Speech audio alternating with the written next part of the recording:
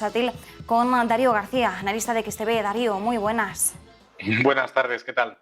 Darío, ¿cómo has visto hoy el desempeño de Europa teniendo en cuenta la referencia del Banco Central? Pues realmente ha sido menos volátil de lo que nos pudiéramos pensar, porque la mayor parte de la variación de los precios, uno de los referentes, por ejemplo, ha sido el DAX alemán, los ha tenido antes de que conociéramos finalmente la decisión de Christine Lagarde. Como hemos visto, no tiene previsión de subir los tipos de interés, pero sí que pondrá punto y final al programa de ayudas pandémicas de emergencia para el mes de marzo, coincidente, casualidad o no, con el final del proceso de reducción de estímulos monetarios de la Reserva Federal al duplicar el importe de reducción de 15.000 millones a 30.000 millones. La sorpresa ha venido sobre todo por parte del Banco de Inglaterra, donde no se esperaban subidas de tipos de interés y que finalmente sí se ha desarrollado con un incremento de los tipos del 0,1%, que era el tipo de interés que teníamos y que no había previsión de cambios, al menos inicialmente, a un incremento de 15 puntos básicos hasta los 0,25 puntos porcentuales. Y de hecho, ese reflejo se ha mostrado claramente en la bolsa y si bien estamos viendo al IBEX 35 cotizar por debajo del precio de apertura de la sesión, el FTSE británico sí que es la referencia porque al tener, lógicamente, su vinculación con su propio Banco Central, sí que estamos viendo una negociación bastante positiva y que podría cerrar entre las mayores subidas dentro del mercado europeo en la jornada de hoy. A pesar de eso, bueno, pues sí que estamos viendo que todavía sigue manteniéndose ese sesgo positivo en los mercados, por lo que vimos ayer por parte de la Reserva Federal, pero la inactividad por parte del Banco Central Europeo pues está dando un poco de quebraderos o de incertidumbres a los inversores europeos que ven que mientras el resto de bancos centrales son más claros y concisos a la hora de tomar medidas que permitan luchar contra la inflación, el Banco Central Europeo parece que está mucho más rezagada y no ve que podamos ver subidas de tipos de interés, porque no lo considere necesario, al menos hasta 2023. Y Darío, dentro de los principales movimientos bursátiles, si miramos al selectivo español, hoy vemos esas alzas para Solaria, finalmente ha cerrado con un rebote superior al 7%, 16,79 € la acción. Ha recibido el espaldarazo de una firma como sería Credit Suisse y también RBC. ¿Cómo estás viendo el comportamiento de la compañía hoy? Bueno, la compañía hay que tener en cuenta que sigue cotizando unos niveles de precio muy por debajo de los precios a los que arrancó el año. De hecho, hay que recordar que el impacto a las renovables de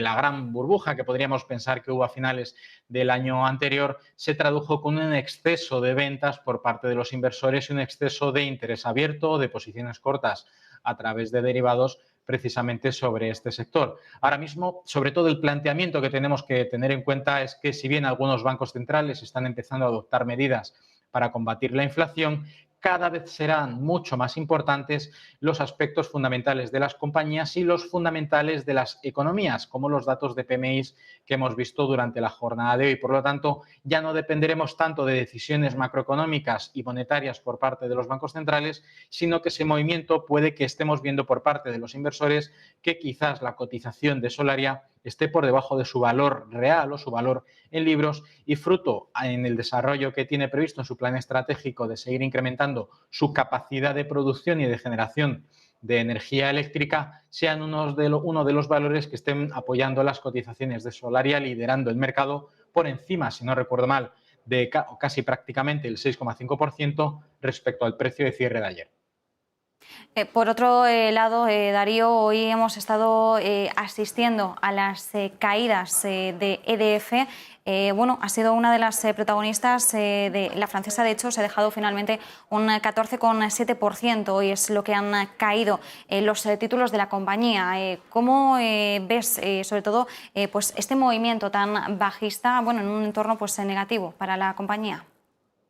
Bueno, en este caso la fortísima corrección puede que esté muy alineada también con el contexto de que precisamente el sector energético está muy regulado y esta es una de las principales compañías energéticas del país. Ya hemos visto movimientos correctivos muy similares dentro del mercado español con compañías como Iberdrola o como Endesa y bueno, pues a partir de aquí habrá que ver qué es lo que sucede en la última jornada de la semana con la que acabaremos precisamente con algunos de los datos macroeconómicos más importantes precisamente de esta semana.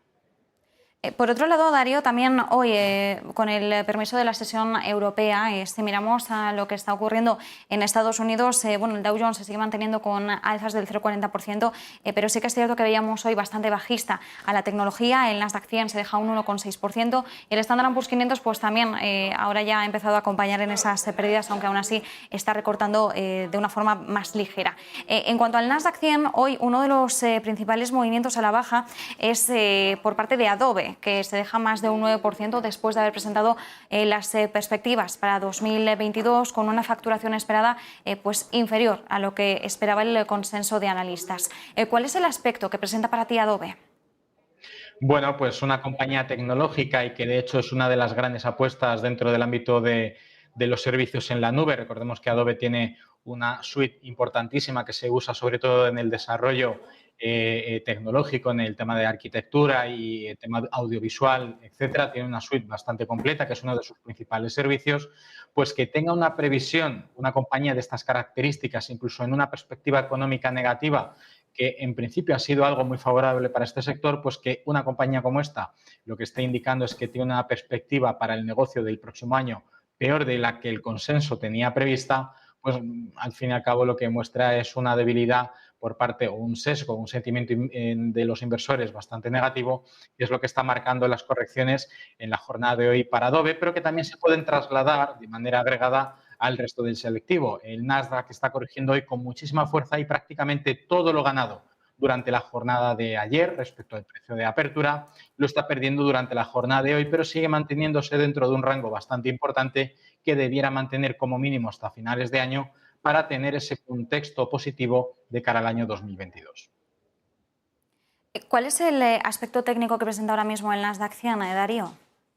Pues en el caso del Nasdaq 100 tiene un entorno de soporte entre los 15.950 puntos aproximadamente, coincidente con su media de medio plazo, que es la media de 50 sesiones, y una resistencia bastante clara en los 16.500 puntos aproximadamente. Estamos hablando pues, de que unos 600 puntos de rango no es algo muy amplio para lo que históricamente nos ha estado desarrollando el Nasdaq durante los últimos años y sobre todo durante estos dos últimos, pero será importante que mantenga ese nivel por encima de la media de 50 para no proyectar sobre todo correcciones donde los principales niveles podrían estar incluso por debajo de los 15.700 puntos y en un contexto mucho más pesimista incluso los 15.500 puntos. Pues nos quedamos con ese análisis, Darío García, desde XTB, como siempre. Muchísimas gracias. Un placer, hasta la próxima.